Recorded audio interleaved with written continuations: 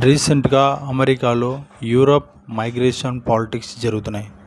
అక్కడ ఉన్నటువంటి Morocco అధ్యక్షుడైన Mohammed one మరియు మొరాకో నుంచి చాలామంది ఈ యొక్క మెడిటేరియన్ సీ నుంచి స్పెయిన్కి వలస వెళ్తున్నారు. దాదాపుగా 3,000 మంది, మొత్తం 23,000 మంది దాకా సముద్రం దాటి మొరాకో నుండి స్పెయిన్కు వలస వెళ్తున్నాడు.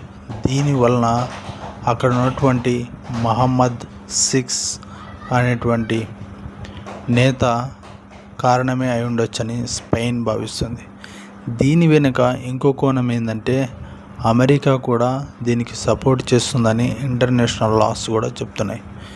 ఇలా మైగ్రేట్ అవుతున్న ఒక దేశం నుంచి ఇంకో దేశానికి వలస వెళ్తున్నారు కాబట్టి రిసోర్సెస్ పైన ఫైనాన్షియల్గా తర్వాత స్పెయిన్ చాలా ఎక్కువ భరించాల్సిన అవసరం వస్తుంది. రాబోయే రోజుల్లో ఈ మైగ్రేషన్ పాలిటిక్స్ పైన కూడా ఒక చట్టాలు తెచ్చి ఈ యొక్క చట్టాలను ఆపే విధంగా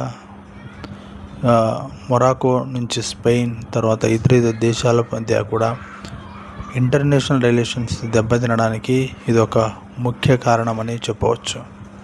ఇది ఇప్పుడున్న రీసెంట్గా జరుగుతున్న మైగ్రేషన్. ఇంతకుముందు కూడా చాలా దేశాలు ఇలానే అమెరికాలు కావచ్చు, తర్వాత నార్త్ అమెరికా కంట్రీస్కి, కెనడాకి కొంతమంది చాలా మైగ్రేట్ అవుతున్నారు. దీనికి ప్రధాన కారణం అక్కడ ఉన్నటువంటి అన్స్టేబుల్ పాలిటిక్స్. తర్వాత అక్కడ ఉన్నటువంటి కింగ్ అయినటువంటి మహమ్మద్ వన్ సరిగా రూల్ చేయలేకపోతే